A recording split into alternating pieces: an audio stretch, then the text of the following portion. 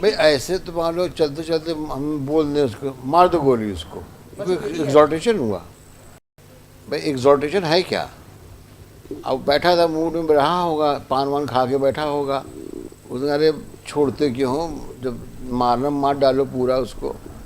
अरे नालायक तो कुरू था, ड्राइविंग सीट पे तो वो बैठा था, उसकी बुद्धि भ्रष्ट हुई थी। जवाब आ गया आपका? Yes sir. है मैं 23 वाले कनेक्शन में बढ़वा दूँ। हाँ बड़ा, ये बहस करेंगे ना, अभी ये कनेक्टेड करने दो। कौन सी दरखास्त है आपकी? फर्स्ट एप्लीकेशन है सस्पेंशन ऑफ सेंटेंस की। डेट ऑफ इंसिडेंस क्या है? 26/1/2017। है 26/1/2017। Custody period? Custody period during trial 1 महीने 6 दिन, और जजमेंट डेट है 17/10/2022 से आज तक 7 महीने 23 दिन। टोटल पीरियड ऑफ कस्टडी 7 महीने 23 दिन। ऑफेंस? ऑफेंस 302 रेड विद 34 की 8 से है लॉर्डशिप। नाम क्या है आपका? अपिलेंट है नीरू उर्फ नीरू शर्मा। Yes lordship. नीरू उर्फ नीरज शर्मा।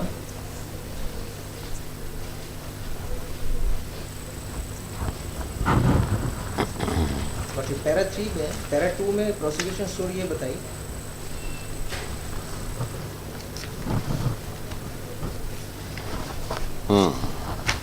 अभियोजन का मामला संक्षेप में इस प्रकार है कि घटना दिनांक 25/1/2017 को राकेश शर्मा ऐसा एक अपने साले मृतक जीतू उर्फ जितेंद्र दुबे, राकेश भदौरिया, नागेंद्र सिंह भदौरिया ऐसा 13 के साथ रात्रि 11:30 बजे नागेंद्र सिंह की स्कॉर्पियो गाड़ी से ट्रक निकलवाने इटावा रोड पर प्रकाश होटल तक गया था।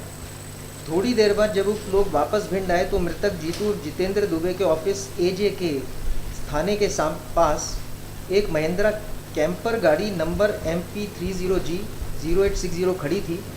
उसमें आरोपी करू उर्फ आशीष तथा आरोपी नीरू शर्मा बैठे थे। ड्राइविंग सीट पर आरोपी करू शर्मा बैठा था।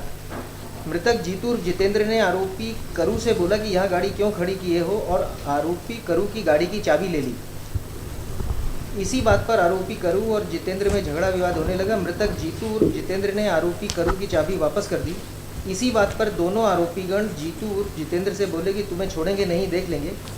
इसके बाद राकेश शर्मा ऐसा 1, राकेश भदौरिया ऐसा 5, नागेंद्र सिंह भदौरिया ऐसा 13, मृतक जीतू उर्फ जितेंद्र दुबे नागेंद्र के घर तरफ चले गए। जैसे ही नागेंद्र के घर के पास रोड पर मृतक जीतू उर्फ जितेंद्र दुबे स्कॉर्पियो के ड्राइविंग सीट से उतरा, तभी आरोपी करू शर्मा अपनी महिंद्रा कैंपर गाड़ी को चलाकर लाया। दुकान पर हुए लड़ाई झगड़े की रंजिश पर से जान से मारने की नियत से मृतक जीतू को जोर की टक्कर मार दी, जिससे वह 15-20 फुट दूर रोड पर जाकर गिरा। उस समय आरोपी नीरू बोल रहा था कि जीतू बचने न पाए। ये नीरू का एक्ट है लॉजिक। उक्त घटना रात्रि के लगभग 1 बजे की होगी। फिर दोनों आरोपीगण गाड़ी लेकर भाग गए। मृतक जीतू के सिर एवं शरीर में काफ़ी चोटें आईं। राकेश शर्मा, राकेश भदौरिया, नागेंद्र भदौरिया जीतू को अस्पताल भिंड लेकर आए। दिनांक 26/1/17 को 2:45 AM पर डॉक्टर देवेश शर्मा द्वारा आहत जीतू और जितेंद्र दुबे का परीक्षण किया। P13 लेख किया गया। संदर्भित किए जाने पर राकेश शर्मा ऐसा 1, जीतू और जितेंद्र को ग्वालियर में। बाकी के जो 2 लोग साथ में थे उन्हें प्रोसिक्यूशन ने होस्टाइल डिक्लेयर किया। PW1 की टेस्टमनी को रिलाई करते हुए लंदन ट्रायल कोर्ट ने 34 की 8 से कि चूंकि करू ने तो टक्कर मारी कैंपर से, लेकिन इसके द्वारा ये कहा गया कि ये बचने ना पाए। तो आप तो स्पॉट पे आप पाए गए ना, ऐसा उन्होंने बताया। लेकिन PW1 जो राकेश शर्मा है उसकी टेस्टिमनी लॉर्डशिप यदि देखेंगे, इंसिडेंट के वक्त ही जब वो अस्पताल इंजर्ड को लेके जाने लगे तो पुलिस आ गई थी। उस वक्त उनके द्वारा वो नहीं बताया गया पैरा 10 में। PW1 para number 10 lordship.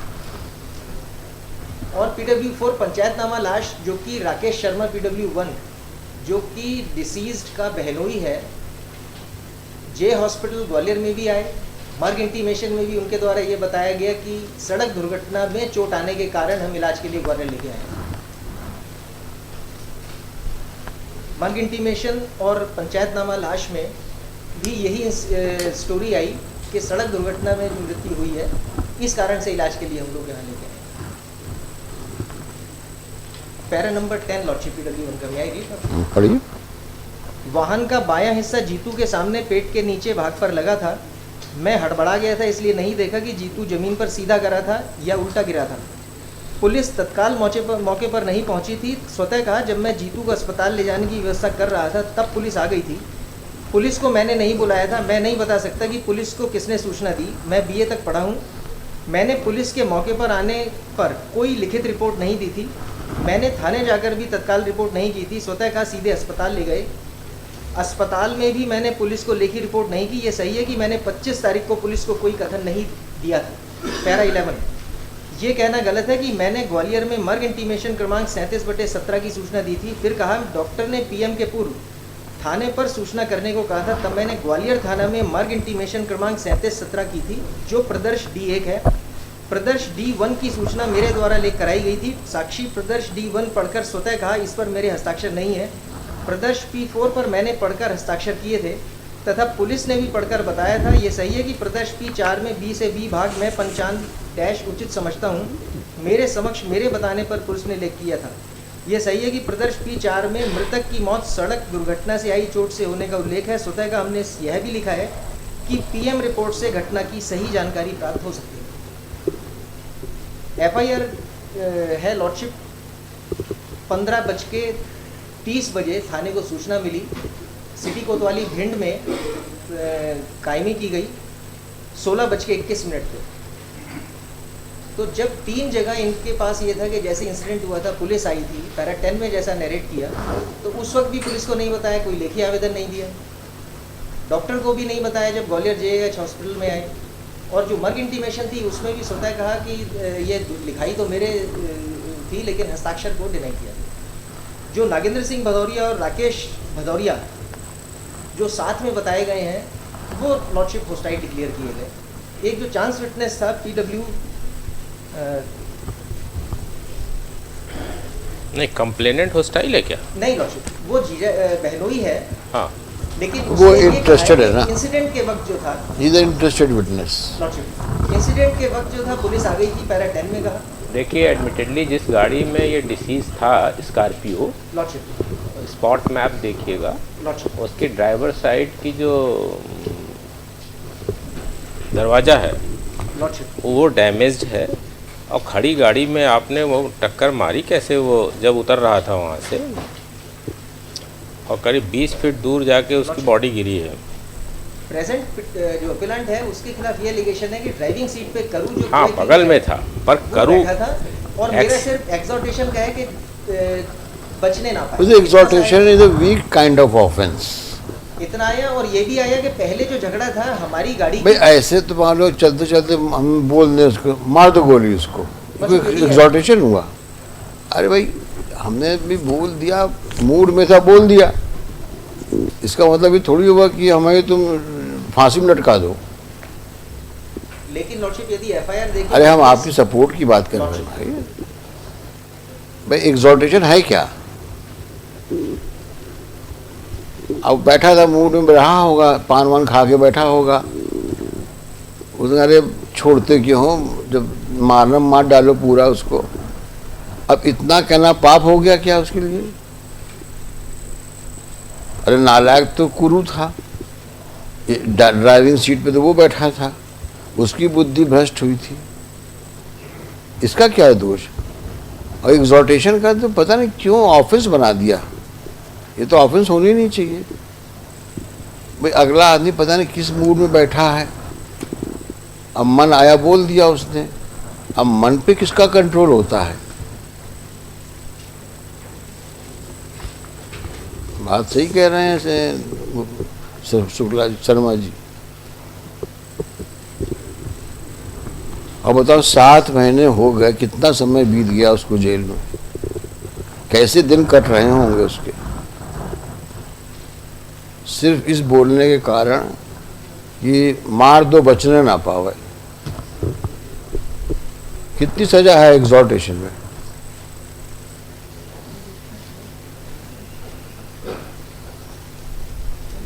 जो एक्चुअल ऑफेंस है लॉर्डशिप, जो एक्चुअल ऑफेंस है वही सजा है। लेकिन इसमें यदि नहीं, कितना है सजा, कितना है? जो भी ऑफेंस 2 साल 3 साल कंपाउंडेबल है, क्या है, क्या लिखा है? लिखा है जो भी उसमें। ऑफेंस किया है उसकी कंप्लीट वही परफेक्ट पनिशमेंट रहेगी, 34 लेकिन यदि नरेशन भी देखा जाए एफआईआर का तो यह है कि चाबी पहले असल में निकाली प्रॉब्लम क्या है, हम जब सुनते हैं ना डिफेंस की बातें, तो जो फॉरेंसिकली आप एग्जामिन करते हैं आप लोग, साहब देखिए हमने तो सिर्फ पैर में लाठी मारी है, अब वो गिर गया तो उसकी कमजोरी थी, हमने लाठी सिर्फ पैर में मारी थी, वो नॉन वाइटल पार्ट है, हम तो अलग हो गए। अब जिसने सर में फरसा मारा उसको आप सजा दीजिए। फरसा वाला क्या बोलेगा, साहब हमने तो उसको मारने की कोशिश ही नहीं करी थी, जब धक्का दिया उसने मेरे को तो फरसा लग गया उसके ऊपर,